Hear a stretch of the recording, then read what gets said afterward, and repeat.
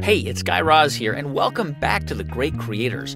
This is the place where I have conversations with some of the most celebrated performers, actors, and musicians of our time. And today's guest is Jake Johnson. He starred in the show New Girl, and his new film, his directorial debut, is called Self-Reliance.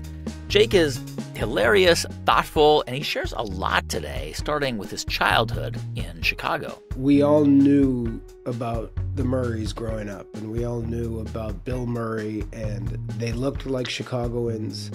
They had the Chicago attitude, and he was the biggest movie star and the funniest. With his weird mustache and the acne face and the pale skin and the bad attitude and ripping cigs and drinking canned beer, it was man, these are my uncles. He'll also talk about his relationship with his father. He was a very dramatic old guy.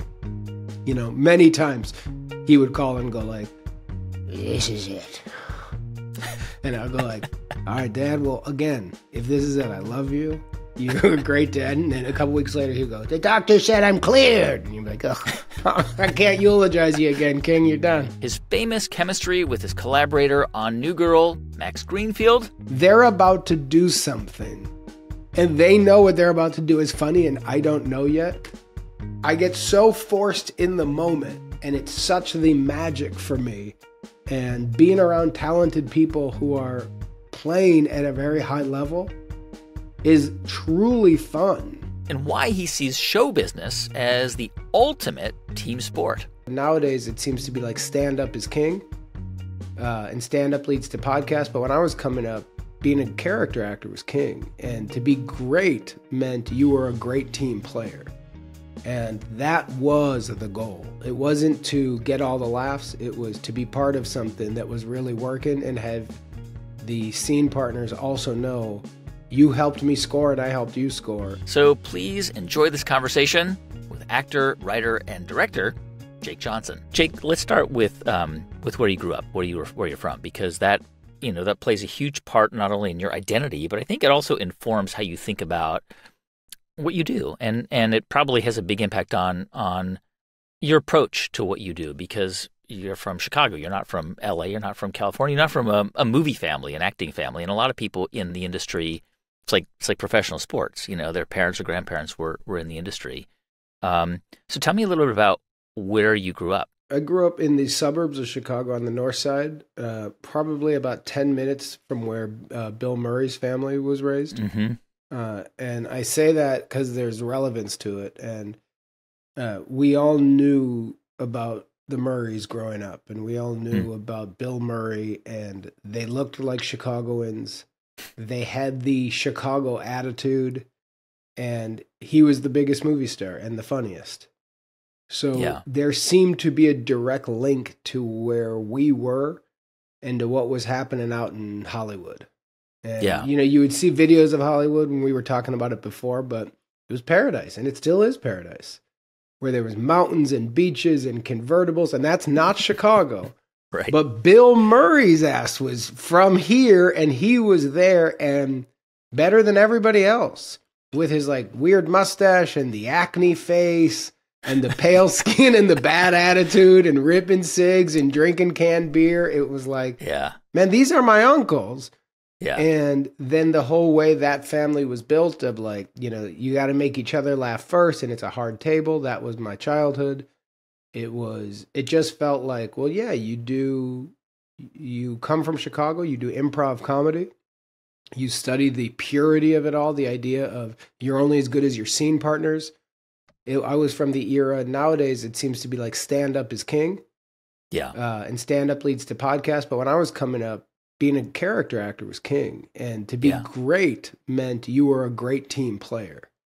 And that was the goal. It wasn't to get all the laughs. It was to be part of something that was really working and have the scene partners also know you helped me score and I helped you score. And so Chicago informs a ton of that. And then John Hughes.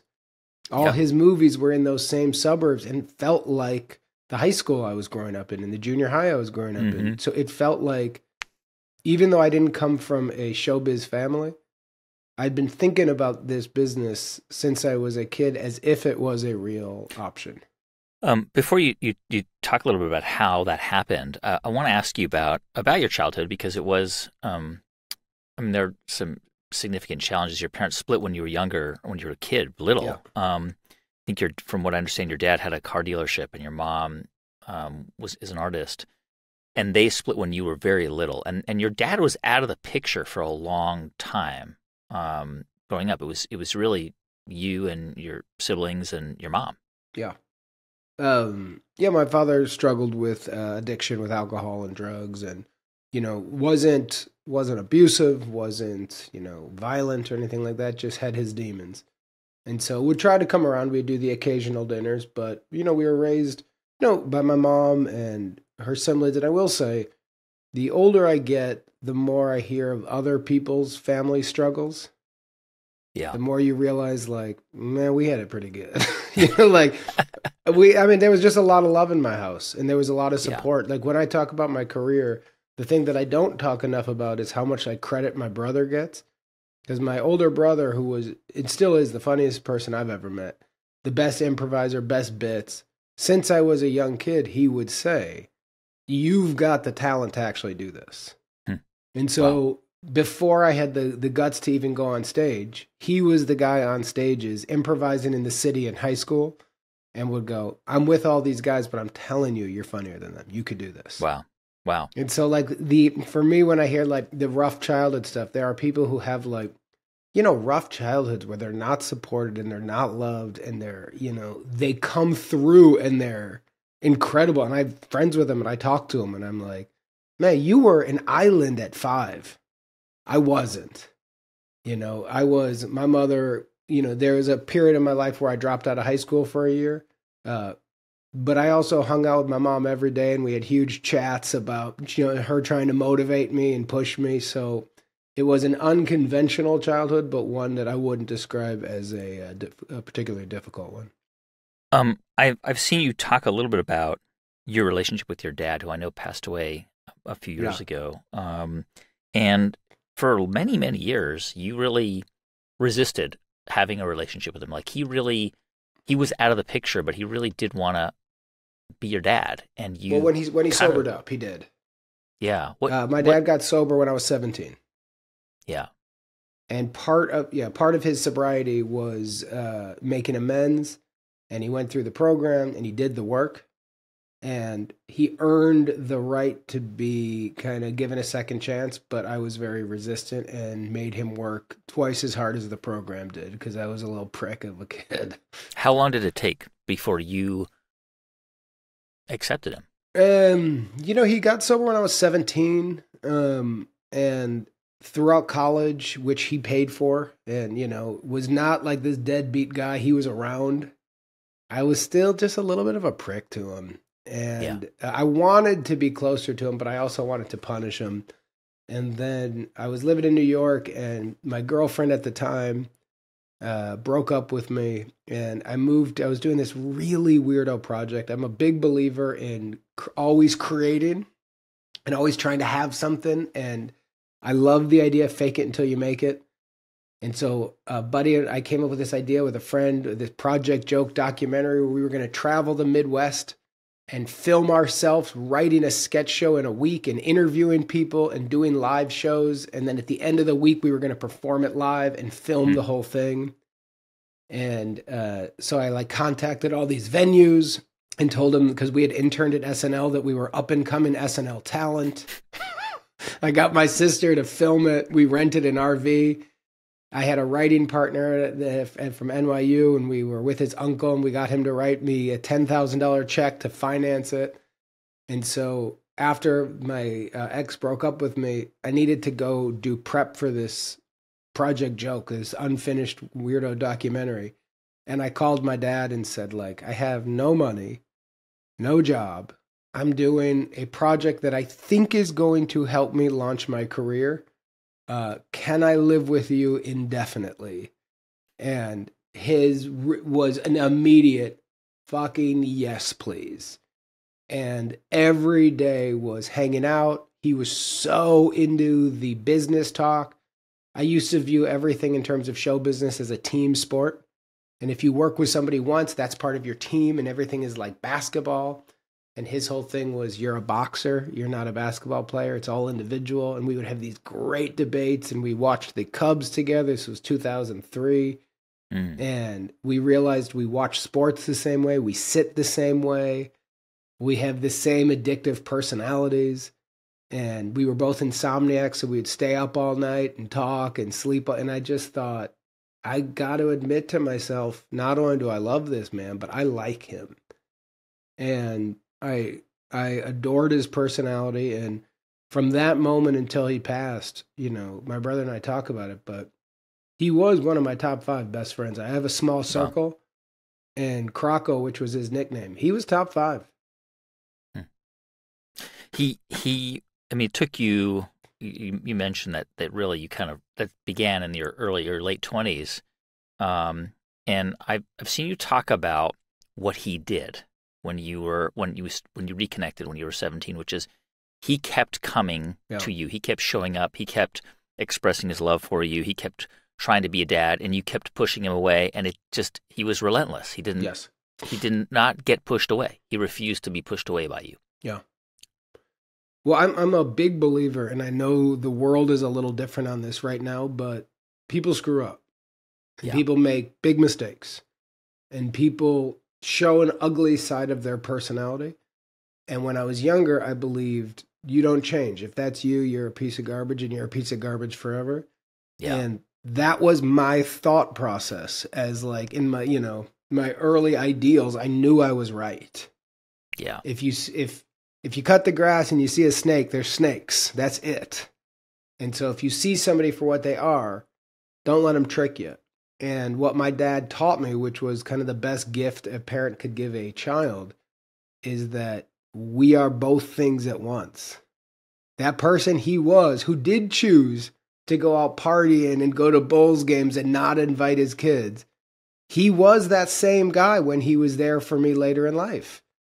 And what he kind of showed me was he was a complicated human being, like all of us. And what I've realized as I got older is I'm like, oh man, like, look, as much as I'm good, I'm also a piece of shit, and we're all complicated. And you just go like, oh, you know what, man? Like, he's just doing his best.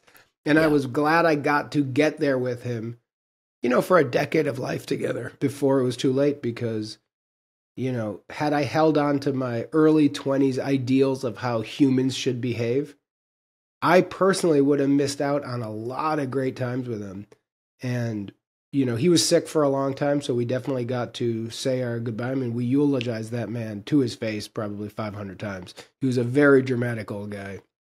You know, many times he would call and go like, this is it.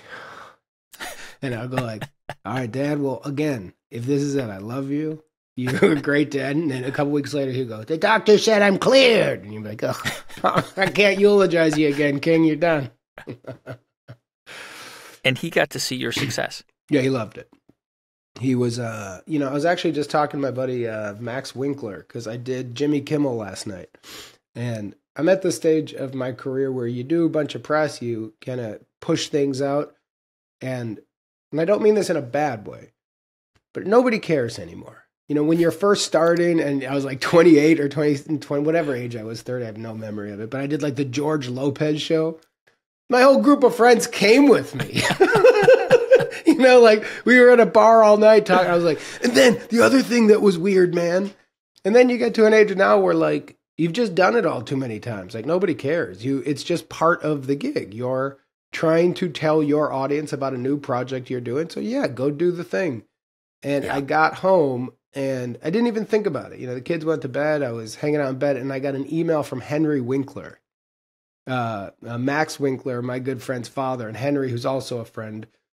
I adore the man. But his email had I mean, both he and my dad are old, sweet Jewish guys from the neighborhood, you know.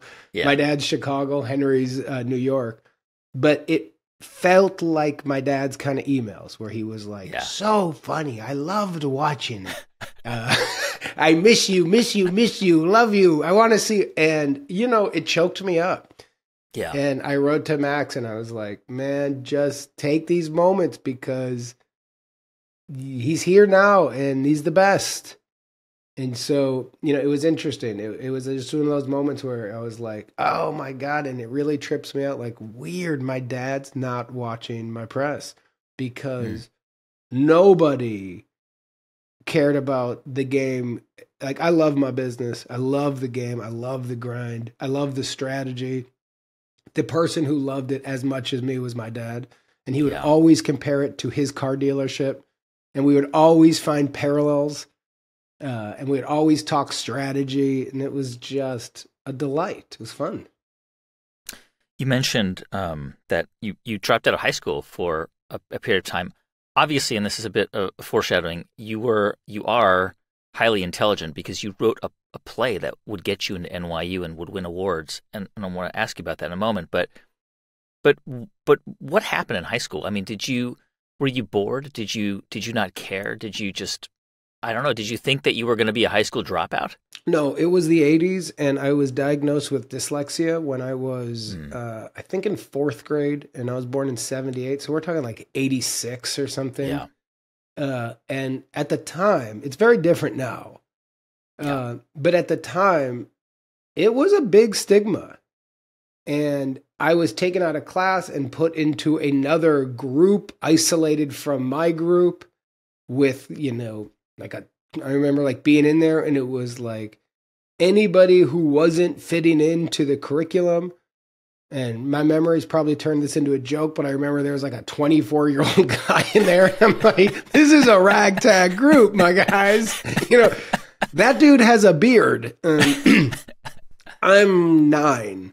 I don't think this is my team. And so I told my mom and my mother, who is very defensive of her kids, grew up in a really rough neighborhood without support. When you talk about tough childhood, she had the tough childhood. Hers was like something you could write books about. And so for her, everybody was always out to get her kids. So she thought, they're putting you in a corner and they don't see how smart you are. Yeah. You're not dyslexic, you're lazy, and you're going to outwork everybody. So we went back and said, no. We don't accept this diagnosis. And she said, never test them again. Never do any of this again. Wow. Don't, fuck with my child kind of vibe. And so there was just a lot that was happening that was not hitting me mentally. And so then I would get really embarrassed if I was brought in front of the class and had to like cold read something out loud and would mispronounce really easy words that I knew. I just, in the moment of seeing them, letters were flipping. So I would say things like sincere, I might call it sincere, which everybody would crack up. And so then rather than admit this is hurting my feelings, I decided to make it all a joke and pretend I don't care. And so I would That was your defense. That was the way to protect yourself. That was the game. And so then I would get up in front of the class, and rather than read it, I would just try to get people to laugh. I'd get in trouble. In 5th grade, I went to the principal every single day for it was something like a record 100 days. They sent me to the school therapist. They used to put me in like a corner away from the kids so I wouldn't talk. When I got to 6th grade, they had to have school meetings of who I could and couldn't be in class with because I would talk to certain people so much. And then they tried to, I think, fail me in 7th grade, and my mother refused it. And then by the time I was in high school, the reason I dropped out was I was getting really bad grades, and I had to read a book for a class assignment. And it was an in-class essay due the next day. And I said, I can't go to school tomorrow because I haven't read the book. And she said, are you going to read the book tonight? And I said, no. And she goes, are you going to read the book tomorrow? And I said, no. And she goes, you going to read the book this weekend? And I said, Ma, I'm never going to read that fucking book. And so she said, so why would you go back to school? And we were sitting there on the floor talking, and then I went like, okay. And it was October of my sophomore year, and then I just didn't go back. And so the first few days were awesome. And then, when your friends are all hanging out and you're not invited, and then when you go out on the weekend and for the first time, you're the weird one. And then I started working with my Uncle Eddie, and we were like hanging neon signs. And it was the beginning of me realizing I need to figure something out here because this isn't it. And it was in that time that I started to write, and then I started to read plays because the dialogue, I could imagine all the people talking. Yeah. in a way that I couldn't with A novel. some boring novel for me. And then once I started doing that, then I could go back and go to a novel and be like, oh, I'm getting this. And I had to find my path into everything. And it's still that way. It's I have to find my way in, or it's like I'm banging my head against a brick wall. So really up until that point, if your senior year, your sophomore year of high school, that year that you dropped out, because you would obviously go back. Yeah. I shouldn't say obviously, but I know you went back and would graduate. A year later, you went back. You had not done any theater or acting or drama, nothing. Nothing. No. How did that happen that year that you took off, where you all of a sudden were like, this is interesting to me? Because there are those theater kids that from like age 2, or 5 are going to theater camps. But those theater kids are still in Hollywood. You see them. Yeah, but you that's part of our business. No, like you weren't that kid. But then all of a sudden, at like 15. How did that happen? How did you get to a point where you're like, this is interesting. I think I like this stuff. Well, there's a type of theater and there's a type of actor and there's a type of theater kid that has always seemed other than, and it's never seemed attractive to me. And it's like the perfect kid.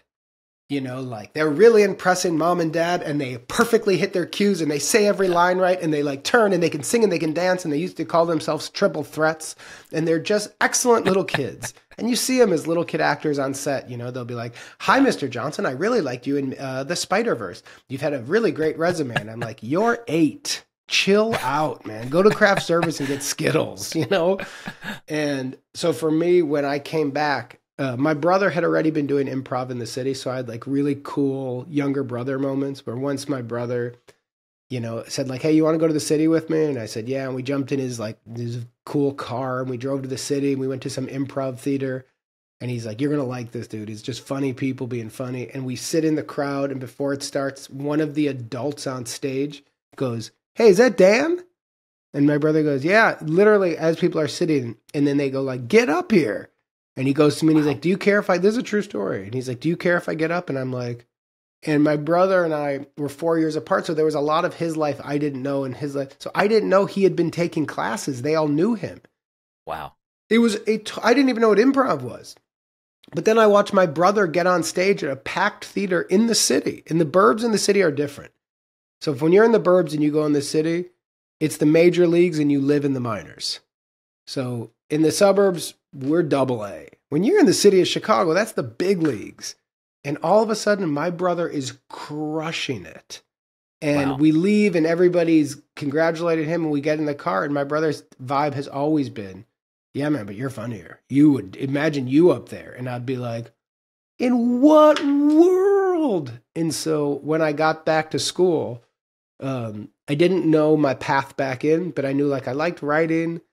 I liked creative things. I started like hanging out with the English teachers and admitting like, I'm having a hard time reading this text, but here's my take. And I had a few great teachers. One was this guy, Mr. Christensen, who after school would like bring me to his office and like play jazz music and talk about poetry and talk about the beatniks. And he's like, you might not be able to read this and love this, but you can read Jack Kerouac. And because that writing was so simple, not to disrespect him, but it was like stream of conscious. I was like, oh, I get these people. And I was like, I can't read certain poetry. I can read Bukowski. He's talking about getting drunk. But that still counted to me as like, I'm now into literature. Yeah. And then my group of friends who are still my friends to this day, a lot of them were doing a big, like at the high school I went to, New Trier, they do a thing called Lagniappe, which is the big comedy show written by the students, directed by the students, put on by the students. And they were all doing that. And I was walking out of school. I used to hang out at this boys club all the time, like a youth organization. And I was going through and I saw my buddy Oliver Raleigh, and he was honestly sitting with like 3 really cute girls. And they were all, because when I went back, I was a year younger. So my whole group was older, and I was essentially held back because I dropped out.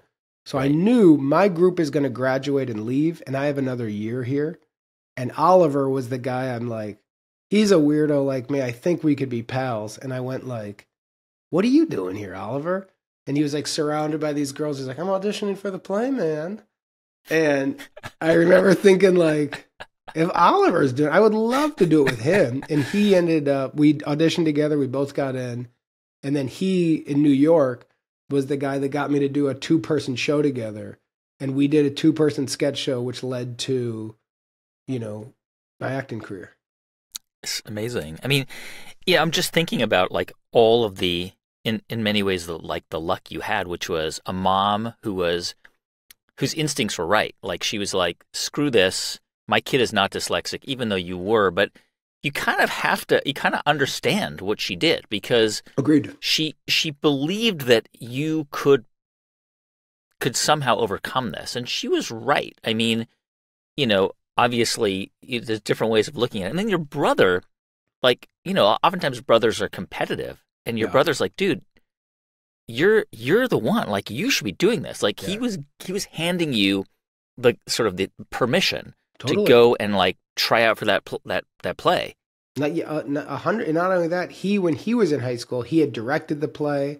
He was the king of the theater in my high school. So when all the teachers saw me come through, it was, well, you're Dan's brother. So you haven't done any of the classes and you're not a theater kid, but you are Dan's brother. And so, and I had my whole life was always, teachers were always upset with me because my sister, who's in the middle, was in between. She worked hard, but she wasn't like a little prodigy like my brother. So she lessened the blow. And then by the time it got to me, it was like, how could you be Dan's brother and honestly have such shit for brains? He's so smart. I mean, that dude was reading the New York Times at 2. And so that's why that was why at the beginning I needed to make it clear when you said it was a difficult childhood. And I said like, well, kind of, but no. Yeah. Because what I'm really blown away by, and I've met a lot of people and talked to these people, when I hear their childhoods and they'll connect at first and go, yo, my dad was gone at 2. And I'm like, I hear you. And then I hear their childhood and I went like, where did you get the confidence? No one was in your corner. And they're like, I was in my corner. And I'm like, yeah, ours aren't on the same league. Like I was nurtured. Yeah. I had people pushing me through a lot. And it really mattered. So like my dyslexia thing, if it was up to me and my mother didn't care, I had my 6th grade teacher, Mr. Conrad, at a parent-teacher conference said, not all students are destined to have like jobs that make a lot of money and use their brains at work. They're like, we need gardeners. And Jake's a great team player. So he is somebody who could work on like a crew and everybody on the crew would like him. And my mom busted my ass after that and was on me. But I remember thinking at the time, like, Mom, he's not wrong. Like he's just being honest. And if it weren't for my mom, I probably would have dropped out at about 15 and gotten a job and thought, I don't know, my brain doesn't work the way it's supposed to work and move on. But her whole idea, which I think is important, and I do see less. I see more coddling in the world and less of this. But hers was, you've got to be a dog. And she made sure there was a dog. It means to this day, I need to work at least an hour a day if I don't have anything. It's why I started the podcast during the strike. Yeah. I will always be working, and I will always be working as if the fire is right on my ass and as if I'm broke and the game is going away and I have nothing. And I like to work so hard and work myself in a frenzy that I have a hard time sleeping because that's the dog that my mom raised, that it's you versus everybody and you're already 10 steps behind. I couldn't agree with you more, and it reminds me a lot of my mom too. I mean, obviously that year, that senior year of high school, really, I mean, that kind of transformed you because you, at that point, I'm assuming, were like, this is what I want to do. I want to, because you went to college. You went first to the University of Iowa to study drama and to study theater, right? I mean, So what happened in high school was I did the play. I got into the plays, and they were comedies. And it was the first time that something came natural. I mean, I was really nervous, but when I got on stage, even before I was talking, I was getting laughs. And honestly, it was the first time where parents, like friends' parents and teachers, were like complimenting me. And I know that's a weird thing to say, but I was never that kid. I was the kid that if there was like a house party, because this is an actual true story, and one of the kids had like his parents had a hot tub and somebody had smoked a cigarette and the butt of the cigarette burned the top of the hot tub cover. I was not at the party. He was my friend. I was not there. I was blamed for the cigarette. And I remember there was like these like little injustices that happened where I'm like, and Jack's like, I'm sorry, my mom, like, you're not allowed to come over for a while. And I go, and she goes, there was a cigarette burned out. And I'm like, but you know I wasn't at the party. And he's like, my mom's like very sure it was you. And I was like, it wasn't me. There was a few things like that kept occurring. And then when I did that play, honestly, a lot of those same kind of suburban, what we would now refer to as Karens, you know, but men and women, those parents who I still kind of roll my eyes at, were all of a sudden like, hey, bro, buddy, look at you, arm around me. And, you know, it felt good. And I thought like, that was too easy to get this much praise. And I like So you had to pursue, I mean, it was this moment that you kind of it was a found big moment. That like, this is the thing that maybe I could I'm win. good at. I thought I could win here. I didn't like the theater aspect of it because of anxiety and stage fright. Yeah. So I was like, I don't want to be a professional performer. I don't want to be on stages. I don't want to be in front of people all the time. It's why I didn't want to do stand. I don't want to, as a job, stand in front of others and perform for them.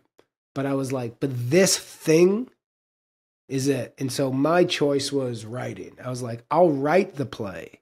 And so then I started reading Sam Shepard and David Mamet and John Patrick Shanley, and I could absorb that material. So you didn't want to be, even though you were praised and even though you felt so comfortable, and maybe not comfortable, but that it was a natural thing that maybe you had, that you could be on stage and perform and be funny and people could laugh, you still, the anxiety of that wasn't interesting to you. You thought, I want to just be in the background and write the stuff for other people. The anxiety was killer. It just physically hurt. And it still does. Like the anxiety of it all is like, it's real. It's real. And I'm always surprised when others don't have it. And I'm impressed by them. But for me, I'm like, it's a whole process of like, you know, anyhow. But so I thought, I like all of this. I like the praise. I really liked that, like the cute girls liked it. You know, there was like, you know, I liked the arty girl. I liked the way the guys seemed. Like, I honestly liked, you know, I liked that all of a sudden, rather than just being with like 12 dudes playing pool at the Yo, all of a sudden I was like friends with some of the kids who were obviously gay. And who, when I was in 4th grade and 5th grade, I wasn't the nicest to because they were different. But now we could all of a sudden connect on something. And I felt like, man, this scene is cooler to me. This world is like, this is neat to me. And I liked that thing, but I didn't want to be, I'm not that theater kid. I'm not a triple threat. My dream was not, and then we can go to Broadway and off Broadway. And I was like, I'm not that. So I thought, but I like all of you people. I love your energy. Everybody had the same dog that I had. And I thought, I'll write the plays. And so that's how that started. So what changed? I mean, you would end up getting into NYU to their drama school, and you won won a playwright award for a play you wrote called Cousins, but you did start to do some sketch comedy in New York when you moved there. So what changed? What happened in your brain that enabled you to say, you know what? Okay, maybe I will go on stage. So it's kind of a funny story, but you know, it's ridiculous. But I'd written a couple plays. I had something done at like at the Kennedy Theater in Washington D.C. Things were starting to pop pretty fast, and it started at Iowa. You know, I started getting things. The school was submitting to different festivals. Then I decided to transfer to Iowa to NYU. I got into the program. I'd gotten like a Sloan Fellowship for a script I wrote about Albert Einstein's wife. And I thought like, this is all kind of working. Yeah. And I was starting to see story in an interesting way and have a take on it. And then I wrote a play, and I've got a cousin who grew up in our house who was basically like the 4th sibling. And she and I were buds and party buds. And my sister and my brother have always been more straight. You know, I don't think my brother's ever smoked weed in his life. My sister's done a couple times, didn't like it. At 14, I fell in love with it. The first time I saw a cigarette, I loved it. The first time I tasted alcohol, it didn't taste bitter. I was like, this is the thing I've been missing. And so my cousin was like me. So at like 13, we were smoking like Newports together. And then we got into weed together. Then we got into mushrooms. And then she started going towards acid. And I was like, eh. Then she got into coke. And I was like, that was my dad's thing. And then she got into the Grateful Dead, but I was into the Dead. And so then we went to like a couple of shows and everything was cool. And then she got into heroin and went like, you're like, oh, things got heavy in a hurry for her. So I wrote a play and thinking about her one day, because she's the one who drove me to New York when I first went out there. And she was a junkie by then. And so every stop on the road trip from Chicago to New York in bathrooms, she would be in there for an hour and a half shooting up and then pretending she wasn't. And then and she didn't want to admit to me what she was doing, but I was watching somebody I loved dying from this shit. Wow. And then when we got to New York, as soon as we land, she goes down to Tompkins Square Park and escort. And I just was like, yikes, like she's gone. And I'm not an intervention type. I'm not hey, you listen to me. My sister more is like, we have to save her. I don't have that for some reason. It's not a great trait, but mine was more like, okay. But so my way of dealing with it was I then wrote a play. And the play was about her and my sister as little kids putting masks on and playing grown-ups. And my sister was just playing. Because my sister now is like a mom. She works. She's happy. We were just all in the Grand Canyon together. She's like just a well-rounded human. And my cousin, when she would put the mask on, showed where she was going to get. And so her tone with the masks is like, this ends really bad. And my sister's was more like, yeah, but then they would take it off and be kids. And so to me, when I wrote it, it was a really heavy emotional play. And it was like really sad for me to write. And so I got it into this like festival and they put a director on it and they didn't have me involved as a writer. And I went to the night, it was a 1-act festival. And I was with my then girlfriend, who's like a very successful playwright and now movie director, Annie Baker. She just did a movie called Janet's World that I'm excited to see. But we were together and sitting there, and I was like probably wearing a scarf or something pretentious because now I'm the, watch out world. You're the auteur, yeah. I'm the auteur. It happened. And now there's no dyslexia in this brain. I can read, Mr. Smart Guy. But this is literally like 4 or 5 years after you were like the screw up in high school. Yes, and it was happening fast. It was happening fast. And so the play starts, and there's no exaggeration to this story. Little kid music starts like, and then 2 adult women, probably 35 years old, come on stage acting like kids. When everyone's like, yeah, and they're doing like little dances and ballerina shit and spinning around. And it's the type of theater that I hate. Yeah. I was like, I don't know who this is for. Nobody's laughing. It's not fun. It doesn't feel real to me. I don't connect with this for a second. And it was your play. But I didn't realize that. And I turned to her and I said, this one sucks. And she gave me a look like weird joke. And I will never forget the look she gave me because I was like, I'm a judgmental guy. Of course you and I do this. We say which ones we like. And then I heard the dialogue and it was mine. And I handled it like a brat. I cried. Afterwards, I asked the theater director to pull my play. I said I didn't want it in the festival anymore. I went to the head of the department at NYU, even though they were not affiliated with it. And I said, like, you guys are a major thing. You have to pull it. And he said, like, you've got to relax. You don't have to go back. But we don't pull. This isn't how it works. This is a real theater. They've selected your play. This is an honor. And I lost my mind. And I said, I'll never write something again and not be in it. And then my buddy Oliver, who was that same guy who, in high school, he was at NYU too. And he said, I've got to do this thing for my school thing where I'm putting on a show at like this dive bar in the Lower East Side. Should we just do it together? And I was like, this is exactly what I'm looking for. So then we wrote a play together, acted in it, and being on that stage with him, we then started a group called the Midwesterners, which we did for 5 years. We toured the country. We did all the fringe festivals. And that play moved him to Berlin to do a play out. He did a Kenny Lonergan play out in Berlin, and it moved me to LA. Then I met Eric Edelstein, who's, an unbelievable character actor, from The Green Room to Curb Your Enthusiasm. And he and I did a 2-person show, and that show sold to NBC. So essentially, I mean, you see your work on stage, but done in a way that like kind of crushes you, because you ceded control. And Yes. And that experience, in your mind, you were like, I'm never going to allow this to happen again. I'm always going to have some control over the work that I produce. Yeah, or what's the point? Yeah. If you're doing this strange game, what I've really learned and what I'm really at these days is I used to think it was all a selfish pursuit and we did all this for ourselves because it was doing something within us that mattered, right? The reason you're doing this podcast today, yes, there's money involved, but you're doing it because there's something in you that wants to do this. And I used to think it was all internal. And then I realized recently, no, it's really about a connection with an audience. Because without an audience, I don't do it anymore. So I really like that back and forth. But if you do something, you don't have control of it, and you're giving your audience something you don't believe in, then I feel like I'm having a mental breakdown. Because now I truly don't know who I'm doing it for.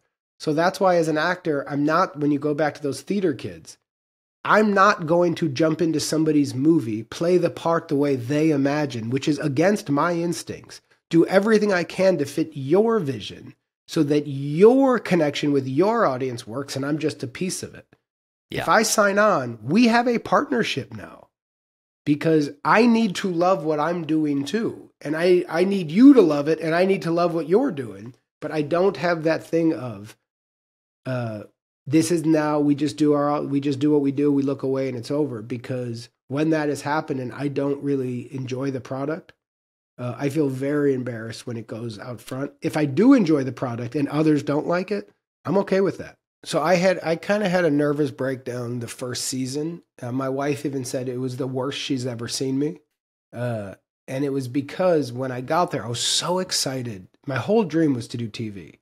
Yeah. It was like Cheers and Roseanne. That was like a family bonding thing. That's when we had one family TV, pre-internet. Thursday night on NBC mattered. Yeah. Right? Like you got together and you watched a show. And if my brother, my sister, my mom, and like if we all liked it, an amazing show. So the Wonder Years, Cheers, Roseanne, these shows worked. So I really wanted to be on a show once I got to LA and I started getting into this game. And when I got on New Girl, it just Nick wasn't interesting at the beginning for me. It was the law school dropout. Yeah, and the character was described as the smartest guy in the room, who's too insecure to show it. Yeah, that's not my thing. I'm really not the smartest guy in the room, and I am bold. So I would be there, and a lot of times Zoe would have a monologue, Nick would respond with a question, and then Schmidt would have a monologue, or Max would have a monologue, and Lamorne didn't have anything either. And so Lamorne and I would talk a lot and be like, every episode we'd be at the table read, Zoe's shining, Max is shining, and we're setting up. Yeah. And I started feeling like this show's working, but I'm not doing anything. And then I started a relationship with Liz, who we'd worked with before. Liz Merriweather, the creator, yeah. Brilliant, and a great leader creatively. And I would just start texting her ideas for Nick. And a lot of them she would just write back like, no, you're weird. No, pass. No. And then every once in a while she would like one. And she'd be like, that's really funny. Let me run it by the writers. And so we started doing stuff like, for one of the stuff, I've said this before, but I said like, what if Nick has a friend at the park who's an old man who does not talk, but Nick thinks they're having back and forth, and to Nick, this guy's one of his best friends, and Nick believes they have great chats, but it's the others who realize that the guy has never said a word back to Nick, but Nick doesn't realize that's a weird relationship. And so that created Tran. And so then when we're shooting that scene, the first time I thought like, fun, this goes back to how this is what I know how to do. And so when Liz started giving me more of that, and then we would do things where we would like cross cover and we could improvise. And on that show, Liz's vibe was get the material, which I'm a big believer in. I don't like this idea of improv where you don't respect the material. Do the written word. Yeah. But then see what happens. Play around with it. Play around with it. See if you can find something new. And with Liz, it was always best idea one. And if that was my improv or a writer pitching something in the last second, that's what kind of started forming that character. And so that kind of ownership of character, like I did it with Doug Renetti and Minx. I did the same thing with Ellen. I don't want to come in if it's someone's vision. Liz's vision was New Girl. It was brilliant. She gets it more than me. Ellen understood Minx in a way I don't understand it. But if I'm coming on, we have a partnership, but only for my character. I'm not going to give you any thoughts or notes or ever tell you a suggestion on another character. That's overstepping my bounds. That's not my gig. But with Doug or with Nick or a character I'm doing, this is our dance now. We're the team together to do this. You're not my boss. I don't do what you say. I'm not your boss. So if I pitch something and Ellen would say, I don't like it, I drop it. But if we love it, we got something. I want to ask you about the time before New Girl, when you moved to LA, because you were in your late 20s, and there was there's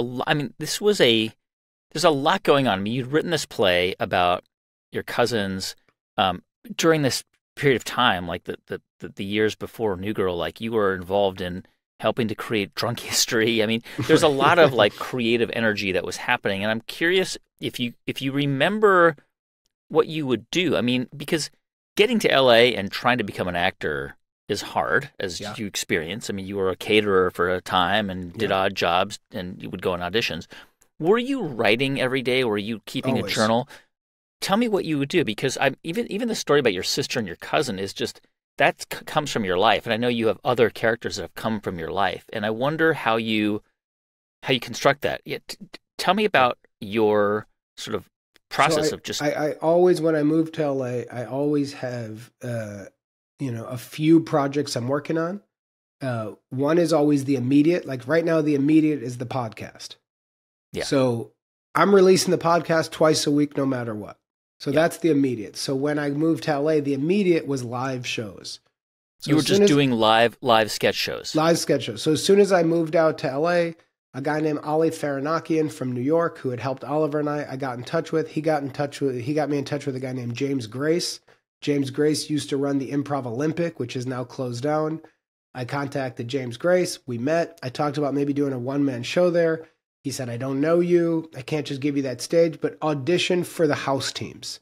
So I got on the house teams, and then I just started meeting people and performing and trying to write characters for live stuff so that, I could do, I used to do like the stand-up comedians stand-up comedian named Jerry Walensky, whose grandma passed away. And so in the middle of its act, he has like a nervous breakdown how much he misses his Nana.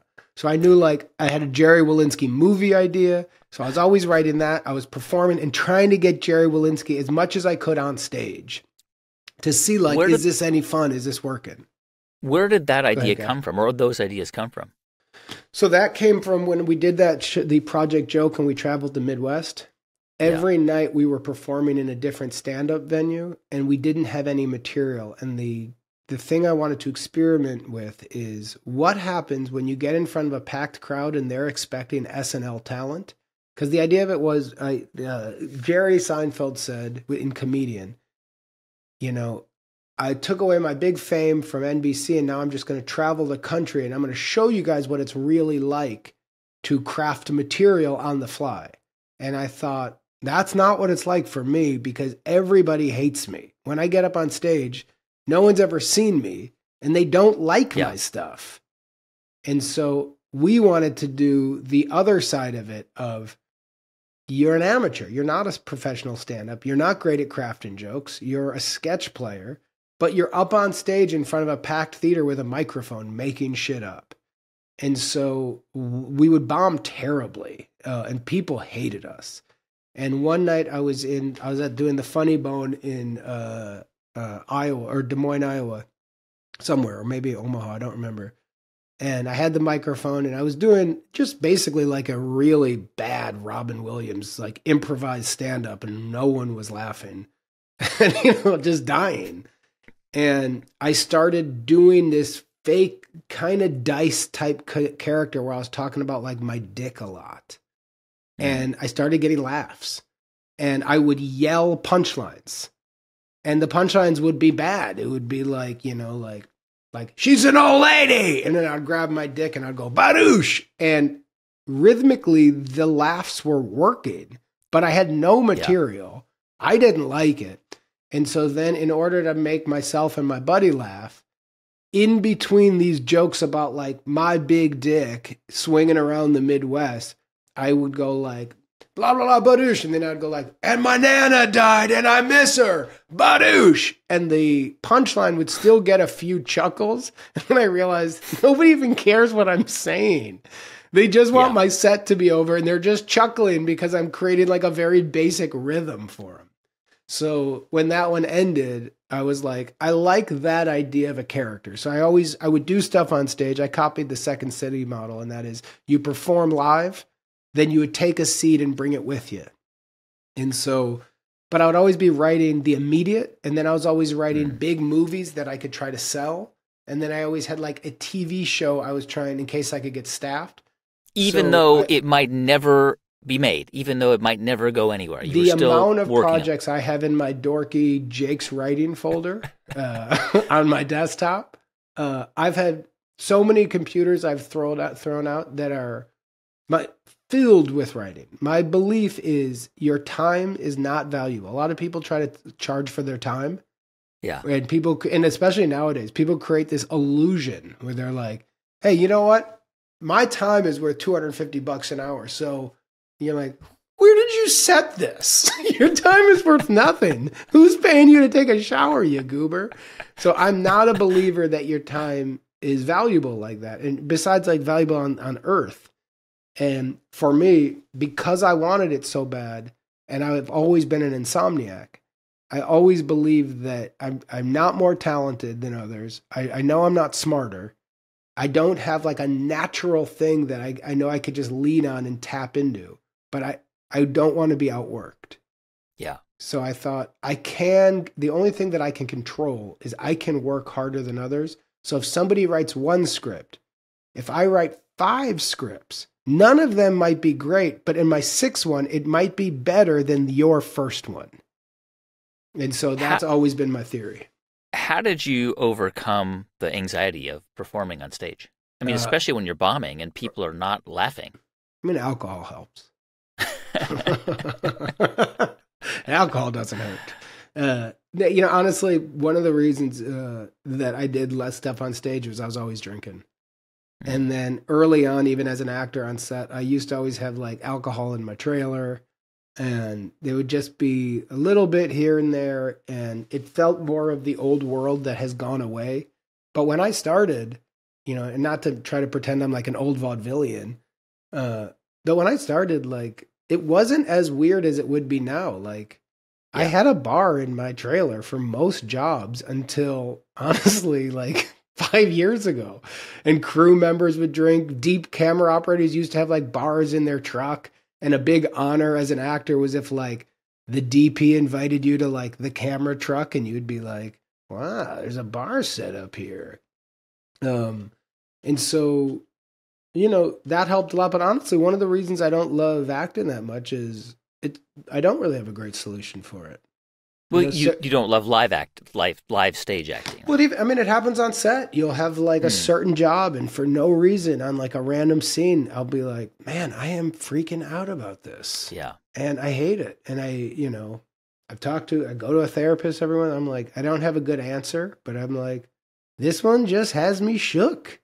And then you perform it, and everybody goes, "You were nervous? I couldn't tell." And you get through it, and you go like, "Felt like I was running through fire, man." I think that probably is because you have such high expectations for yourself. That's interesting. And that you, because I identify with this too. If I go on television or speak to I'm going to Las Vegas tomorrow to speak in front of a few thousand people, I always get a little nervous, even though I've done it for 20 years.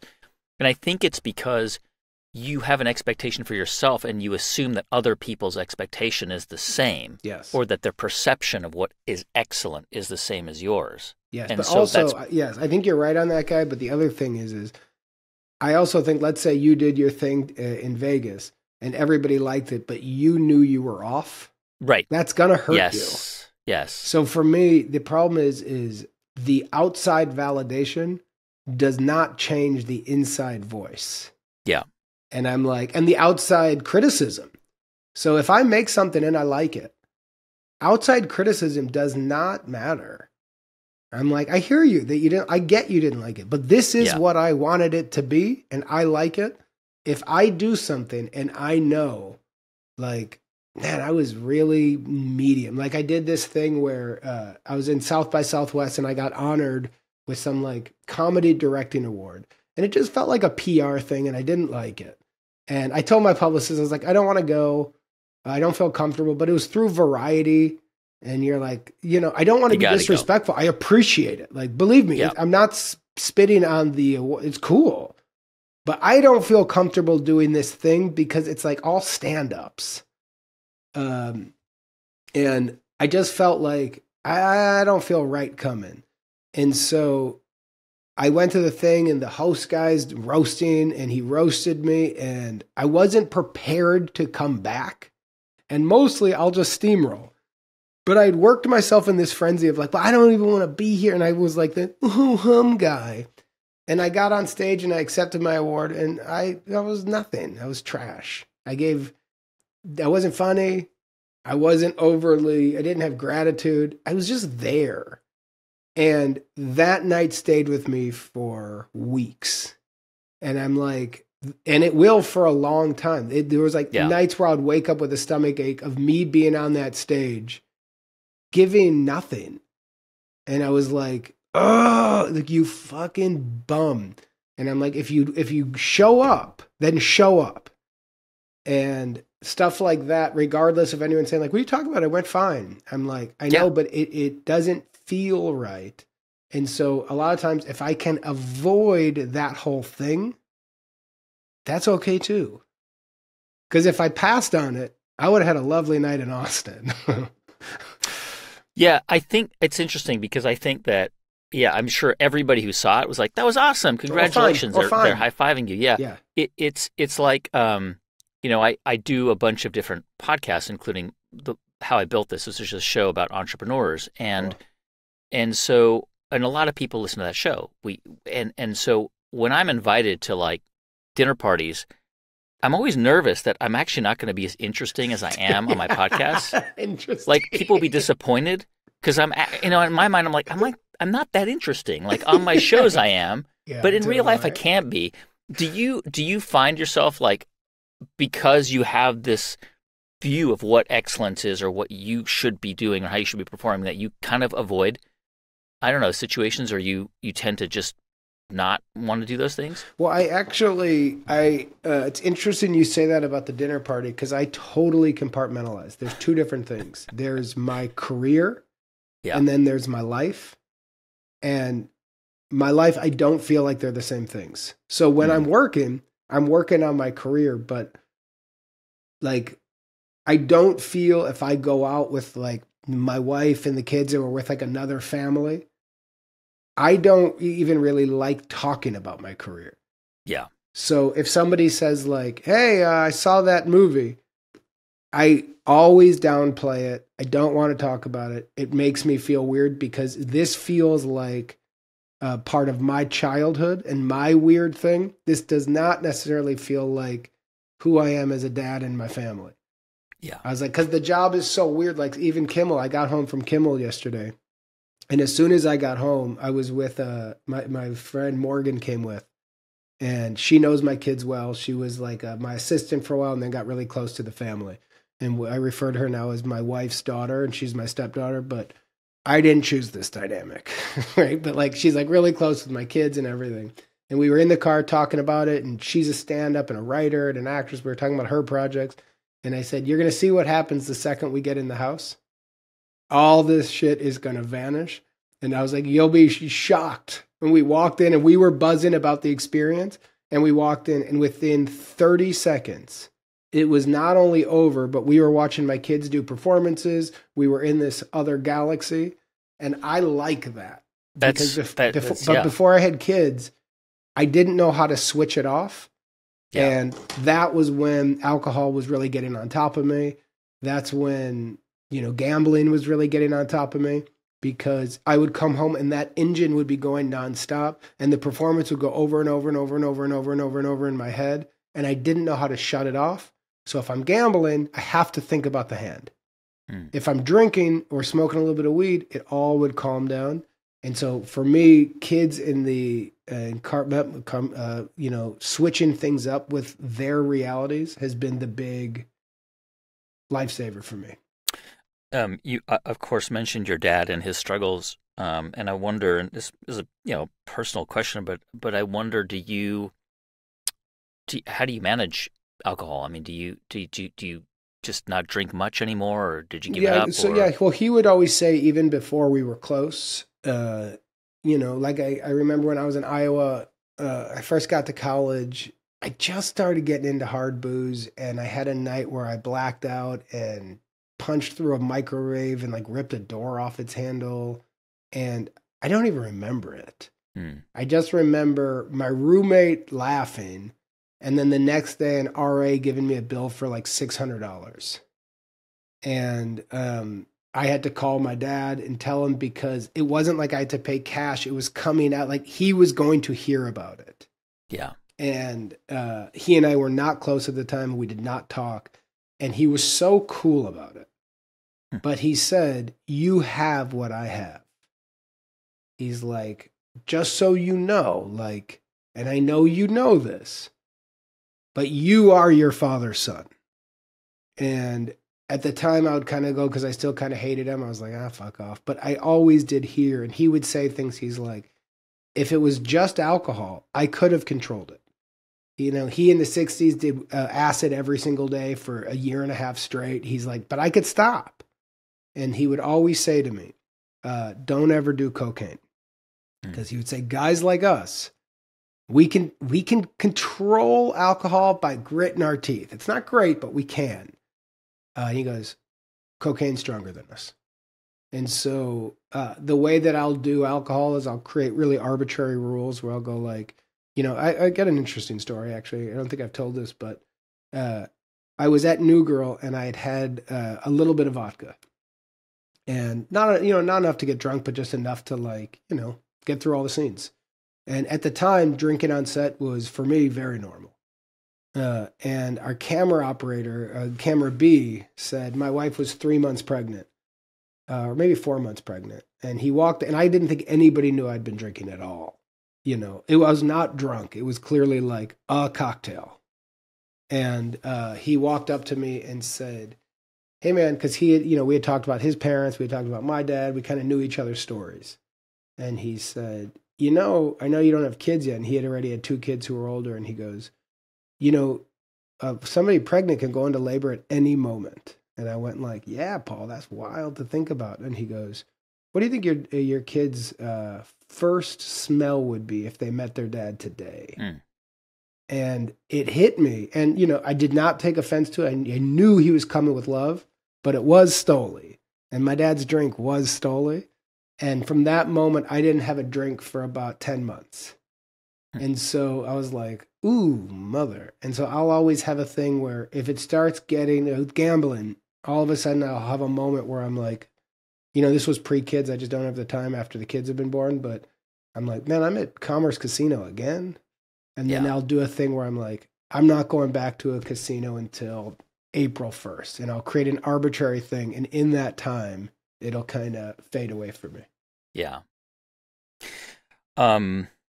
You sort of switching gears a little bit. One of the things I think that's been kind of a hallmark of your career is the collaborations, and particularly really strong collaborations like Max Greenfield on New Girl, and people like Anna Kendrick. So Kendrick's great.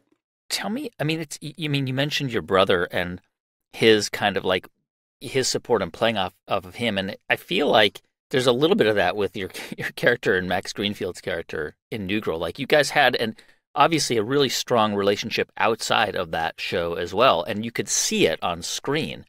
How much of I mean, I think this is kind of maybe a self sort of an obvious question, but how much of that outside relationship helped improve the on-screen chemistry? Yeah, I think it's tricky. I think they are one and the same because Max and I didn't hang out outside of work, but we hung out all the time at work. Right. And so, like Anna Kendrick and I, as you've seen in Self-Reliance, there's a real natural chemistry. Yes. But that formed in Drinking Buddies when we did our first take. But we don't go to bars together. But Right. when they call action, something happens between her and I, and there's that weird glue. John Belushi used to talk about with Dan Aykroyd of like, there's a weird glue Yes. between certain people. And that is something I really believe in, that certain people you just have a little bit of something special with. And I don't know the secret sauce, but I know when it's there, you feel it. And so I find this work at like, as an actor, some actors really love a single, right? Like they love their moment, Yeah. and I watch them in it. They get better and better. And you see them when they're alone in a single delivering a monologue, you're like, brilliant, like so good. And it'll be like an out of body experience at times at the monitor. If I'm like acting with them and the camera's here and I can see the monitor on camera and they're so in their head, we're not even making eye contact. And I look at the monitor. I've had many times where I'm like, that motherfucker is so good. And you're like, wow, like what a performance. And you feel it. It's physical. And you're like, oh, you're magic. I get how you came out here from Cincinnati and everybody in the world loves you. Like, I get it. You've got something. I'm not one of those people. I don't love a single. I don't care about it. I love a two-shot because my joy in a scene is like in my movie when I was doing those scenes with James, Biff Whiff, the homeless guy with the big beard. Mm-hmm. He brought me deep to my bones joy. So I'm in my head. I'm anxious. I'm worried about lines. I have, I dissociate a bunch. So I'm on another planet. I'm goofing around in my head. I feel like, man, where the fuck am I? Anything could happen. I go through all like my weird mental cycles of like, why am I even here? It'd be better. Blah, blah, blah, and just goofy world. I'm thinking like, shut up, man. You've got a scene to do. Then I see Biff Whiff. And I'm instantly warmed up. And he goes like, how you doing, bud? You excited for the day? And I'm like, I'm more excited now, my man. And when I hear it's a two-shot and I hear, if we stay present, whatever happens, happens. So if he'll go like, I'm trying my best with these lines, but I don't know if I have them all. And I can go like, just, what the scene's about. Live in the reality of it. Then once we start and I'm with that person, and Max was that way with me, I had that with him in New Girl, when Max and I were in a two-shot, I know he might improvise in a little bit. I might be in the middle of a scene thinking of the lines, and then he might just say like, you look fat in that denim, which is going to really want me to laugh and come back. Now we do a quick run about denim and how he looks, then we transition back into the scene. But that moment in the middle was where I got all my joy. Yeah. And then like seeing your scene partner's eyes where they're about to do something and they know what they're about to do is funny and I don't know yet. I get so forced in the moment and it's such the magic for me. And being around talented people who are playing at a very high level is truly fun. And the other end of like performing something and trying to nail that is a different kind of fun, but that's not my fun. My fun is the people. It's interesting. You mentioned John Belushi. We had Dan Aykroyd on the show a few months ago, and he talks about that partnership. Oh, no way. How that was forged. And it's really incredible because it is true that it's like a puzzle piece, Yes. and you can see that on shows that are successful. I mean, New Girl ran for so many seasons, and there's a reason why. I mean, that was an ensemble cast, and everything kind of worked and fit together. Yes. But whatever that thing is, I believe it's magic because there's not a real formula, but sometimes it's there and sometimes it's not. And it's not about, do they get along off camera? It's not about, do they like one another? It's certain people on screen. And you also have it like certain people look better on screen than they do in real life, which is a real trip too, where you'll like see them and you'll be like, it's a fine looking guy. You'll look at the monitor and I'll be like, Jesus Christ, your features look great. But you're like, and then the term that people always say, like, the camera loves you. There is that magic to it all. Yeah. And there are certain dynamics and relationships where once it starts, you go like, oh, there's just something to this one. And nobody knows what it is, but man, ride that as hard as you can because it's so fun when you're in it. Yeah. I feel like hearing your story about starting out as a playwright and then kind of realizing that you really had to be in the things that you wrote and then the trajectory of your career. We haven't, of course, talked about everything you've done, but it's here you are, mid-40s, you've got your directorial debut with Self-Reliance, a concept that we should describe it for people who haven't seen it because it's so crazy. Yeah, and it's a crazy idea. It's basically it's a film. Well, I'll let you describe it. It's a film about a guy who sort of gets an opportunity to do something totally crazy. Yeah, it's about a guy who's going through kind of a rut in his life. He's looking for a little bit of excitement. And then Andy Samberg, played by Andy Samberg, pulls up in a limousine, who my character is a huge fan of. And says, it is Andy Samberg in the movie. We should say it's like, yes, he's Andy as Andy. Yeah. And my character is a huge Andy Samberg fan. And Andy says like, hey man, do you like limos?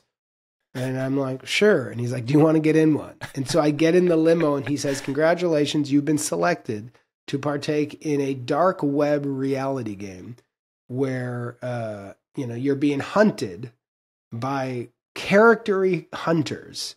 And their side of the story is a big part of the show too. And they might not find you. But you have 30 days to survive, and if you survive, you win $1 million.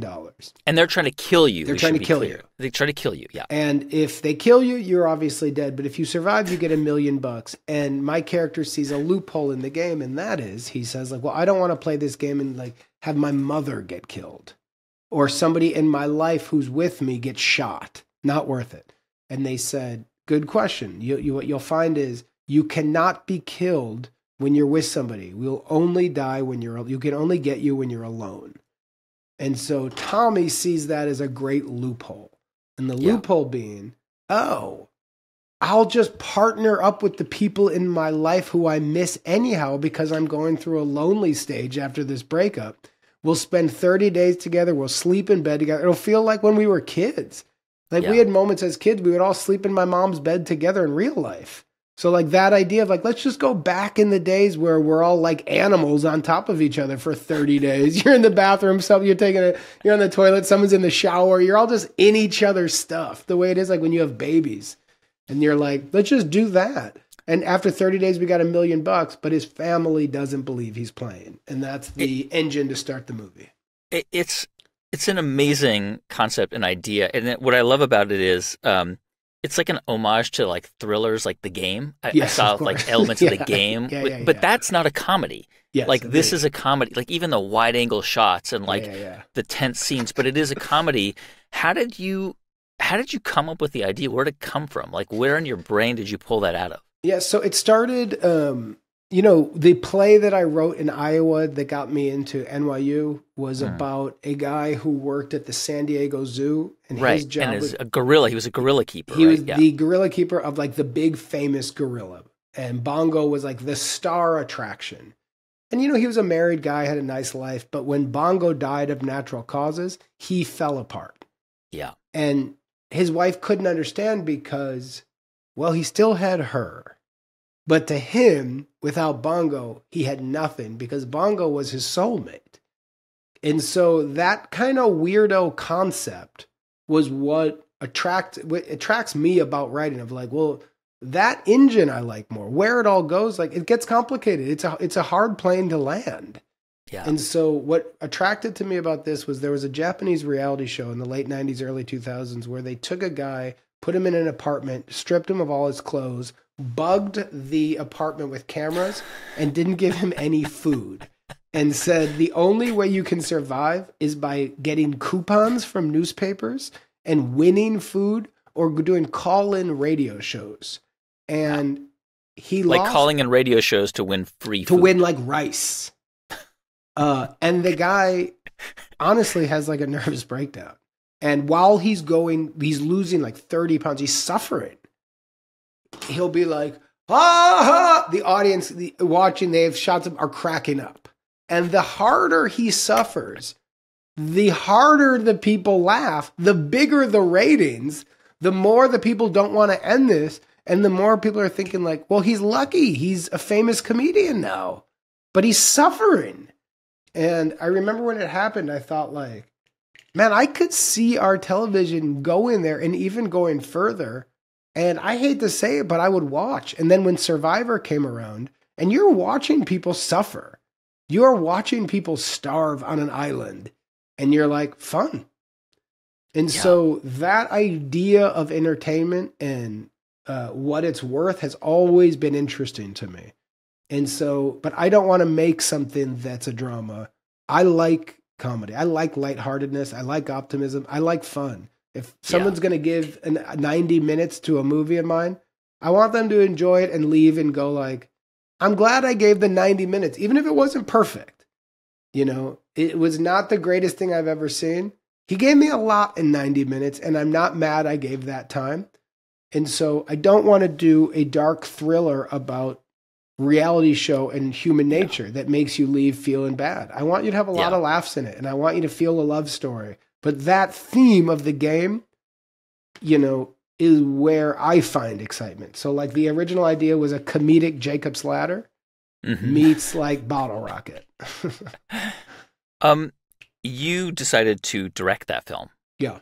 For the first time. Tell me about that decision. I mean, what was it because you couldn't imagine somebody taking this out like just bizarre, outlandish concept and making it work? Yeah, it's two things. It's one, the tone was very specific and I knew it.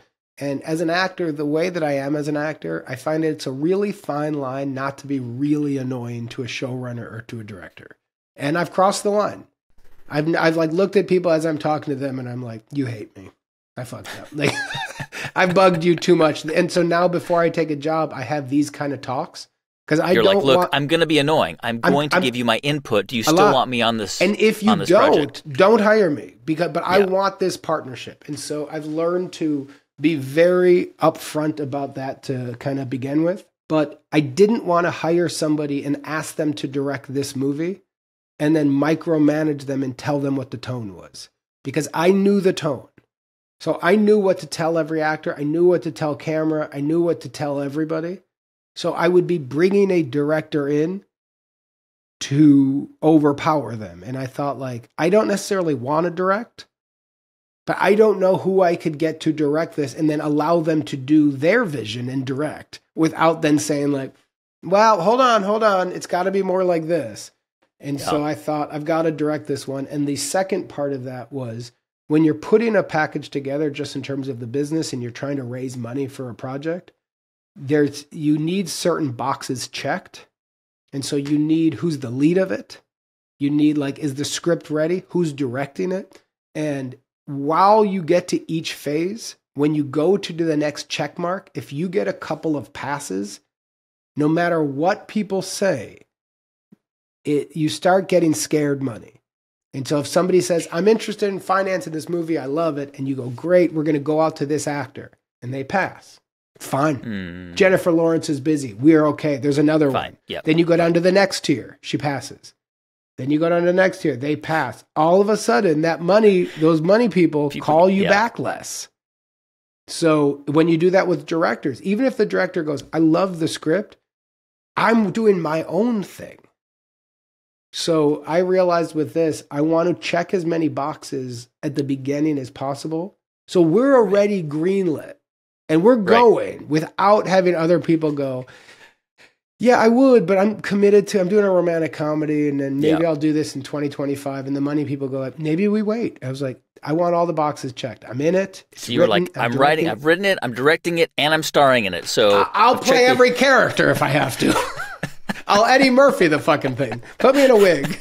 But I wanted to have in my career before it's over, because I don't know if you feel this way with your arc, but you never know how long it's going to work. No, you don't. And, you have moments where your podcasts are going and you're getting speaking engagements and it's nice and you're into it and it's hard, but you're into it. Well, what I'm a big believer in is like, we're on a lucky ride right now. The ride could kind of stop. I have performed as a live actor and nobody showed up at the theater. I've had moments where my early indies, nobody was there. And you're making something and nobody's watching. So the fact that people are watching, you kind of have a moment, but you don't know how long it's going to last. And one of the things I knew that I wanted to have before it was over was I wanted to experience and getting a project out there that had this tone. Because this is a tone that I have been thinking about since I was at Iowa. This like mixing genres, really dark, really funny, light, a thriller, but then not a thriller. The kind of score that Dan Romer did of like percussion pushing you, a really manic energy where you're like, where am I? This was the thing that I've wanted to do. I like a movie like this. I like this feeling. I don't need to make 10 of them, but I needed one before I'm kicked off the ride. How long, I want to get back to that concept because I totally agree with you. How long did this project take you to make? Because if you were to pitch this to me, if I'm a money man and I heard this pitch, I'm thinking this is a slam dunk. This is so funny. This is a great idea. I can absolutely see this film. Was it as easy as I'm describing? No, not even close. No, I think a slam dunk is a big studio comedic premise that's really easy, that's one tone comedy that checks one box, or a romantic comedy with two great characters that has like a really funny job for them to have. So you have funny set pieces. I don't think this is a home run pitch. I think this is I needed MRC to come aboard and be cool, and luckily they were. But how long? Yeah, I mean, how long did this? I wrote the original thing. I wanted it to be a limited series for TV. I thought it could be a multi-season arc, like 3 short seasons. And I thought that I could do it in the summers while doing New Girl. Netflix was just starting. And I thought I could do these the way that you do like an indie movie. And I thought it'd be really fun to get different directors to direct different episodes. I thought that seemed really exciting to me. So I pitched it to Netflix and they passed. They were working on a show called Maniac at the time. And they said like, it was just too similar-ish. And that one was just way bigger for them. And they said like, they were respectful. They were like, we like the thing, but we will never value it the way we value Maniac because we're already deep in it and we believe in it. And I thought like, cool, but it really hurt my feelings. And so I thought like, I don't want to, and I told my team, I was like, I don't want to go pitch this around. I was like, I kind of want to take my ball back and just go home. I'm shooting New Girl anyhow, forget it. And then during the pandemic, I was working on another project because I would, at night I was trying to get at least an hour and a half of writing in during that period just to like keep the brain going. Yeah. And I was writing another script that, was this thing about a morning TV guy called Wake Up Chicago, where I was going to play a guy who does like a Wake Up Chicago show and starts having like a mental breakdown because he doesn't see his daughter. So I was working on that, and there was dreams and themes, and he becomes an insomniac, and I was all kind of seeing the themes of it, and a big ending that I really liked. And I thought, like, as I was writing it, I just kind of thought, like, I don't want to make this right now. I'm just writing this to work. And I was in the pandemic. I was really scared. All the themes of the pandemic were hitting hard. And then I started thinking about self-reliance. And I was like, those are the themes for me of right now. I'm lonely as hell. I miss everybody. I feel like the outside world is trying to kill me. But it's also funny. Like, when Cuomo's talking about ventilators and not having enough ventilators, it's really scary. The way he said ventilators was funny. And so I'm like, everything is confusing. I would go outside. We were up in Yosemite. I would have masks on, and then I would see a neighbor up there, like a country guy, and he would have nothing. And I would say, like, from across the street, like, how are you? And he'd be like, don't worry, once they get Trump out of here, your pandemic's going to go away. You'll be fine. And we would laugh, and I'd be like, I hope you're right. And I realized I'm seeing this as something in the air that could kill me. He's seeing it as an utter joke.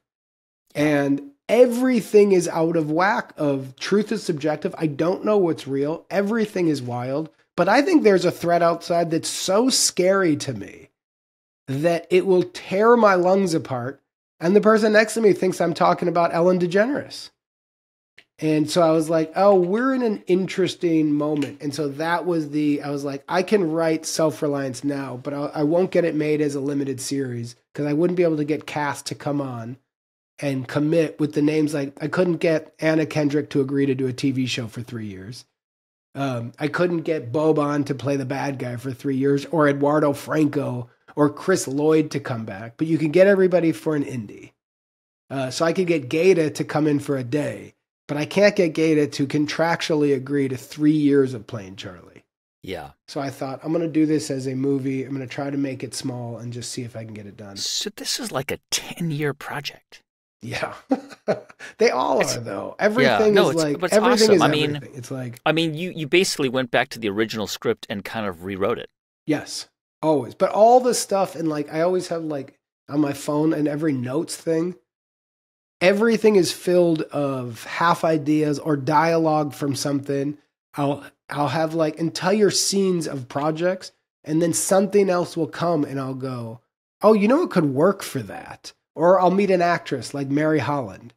Well, Mary Holland to me is the perfect character to play my character's sister. The type of characters I like to play, because Mary Holland is so funny, but could be so nasty, but can be funny while she's being mean. So all of a sudden, all the stuff I've written, I'm like, well, it's always been Mary Holland. I just didn't know Mary Holland yet. So now I'm looking and there's so much different where I'm like, oh, it's the same character. She's in this too. And then when something comes in, you can pull a character from a different project and get him into this. Like, you know, for example, this scene in this movie where I lay in bed with my brother-in-law, played by Daryl Johnson. Well, that whole sequence, it used to be my character had a dad in this. And the dad character, that whole scene was with the dad. And the dad was kind of loosely based off a version of my dad, a Dennis Farina type, a Dennis Franz type. That character had a wife, he had kids. It was this whole thing. And I thought it'd be really funny for the dad to be, you know, in a scene where I say, like, we have to sleep in bed together, and he doesn't want to, and his wife's judging him. Then when we started getting towards trying to make a budget for this, those extra 4 days of shooting put us over budget. So I had to lift all those scenes and think like, well, who? And at that time, the brother-in-law character wasn't much. Yeah. So then I looked back and I realized I had been writing bits about a character like the way that Daryl plays in this for Daryl for years because I'd seen him in a commercial. So then I was like, oh, I'm going to just blow up his character. And so that's how it starts for me, how they all become all the same.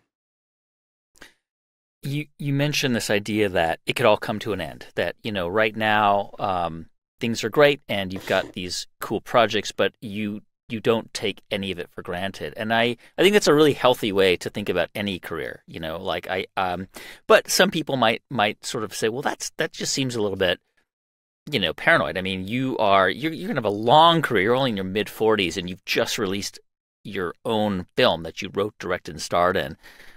You've got this podcast. You've got all of these other projects that you're working on all the time. Let's just say that it was true, that it would come to an end, you know. Yeah. Does that prospect worry you? Do you get anxiety about that? Yes, Or do you? It makes me really sad. I love this stuff. Well, I love creating. I love the game. I love connecting with an audience. I love when you make something. You know, I made a movie called Ride the Eagle during the pandemic, and the amount of people who have DM'd, who have talked about family members who've passed away and what that meant to them. I send it to Trent and Joe Hardesty, our director and producer, and we love it. It's like, man, it hit. That stupid thing that we did that was really fun for us, it mattered to somebody. But for me, it's less about the business and it's more, when I was 15, the year I dropped out of school, my aunt had got cancer. And she, at the time, was without a home. She was living in Los Angeles. And so my mother, being a good sister, said, like, I won't allow my sister to die alone on the streets. So she moved in with us. And she died in our living room of cancer. And in that year, I was with her. And my mother, it was very emotional for her watching her sister. So Lucy needed company, and I wasn't in school. So my job was to be with her. And if she needed a popsicle for her throat, I would get it. If she needed to go to the bathroom, I would help walk her to the bathroom. I would take her for daily walks, and she would tell me about what it was feeling like to actually die and how you feel your brain fading and how your vision changes and how you feel it in your bones. And there was no question with her that she was going to pull through. It was just, how is this going to end? And then one night, I think she had lived with us for about 10 months. She dies in the living room. They come, they take the body away, and that was it. So when I say this is all going to end, yes, I don't necessarily mean like one day Universal will say like, you're out, Jakey J, because the day the corporations don't want me, I'll self-release. You know, I'll go old school weirdo 70s producer and I'll go, you guys don't want to watch it? I'll film it in my yard, goddammit. Like, I'm going to keep playing as long as people want to watch. But what I kind of mean is also like, the whole game ends. And it ends so fast. And while you're here, like, there is going to be a moment, most likely, where it's those final moments and you're kind of looking back, like, how'd you do? And there are check marks that I think really matter. And one of them, because of my dad, was you got to be a good father. If you don't put all those hours in, you never get them back. And I hate the old men who look back and go, if I could do it again, I would have spent time with my kids. Bullshit. Because you had the chance and you didn't. And the other thing is, you ought to try your hardest at what you love. It's like, and it's what I love about certain athletes who really go for it. They have a limited time playing the sport and they really tried.